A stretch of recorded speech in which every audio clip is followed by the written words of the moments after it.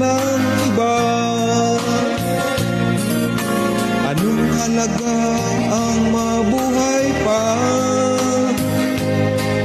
Dalhin mo na ang araw at ang buwan na di nasisikat kailanman. Kung sakaling ikaw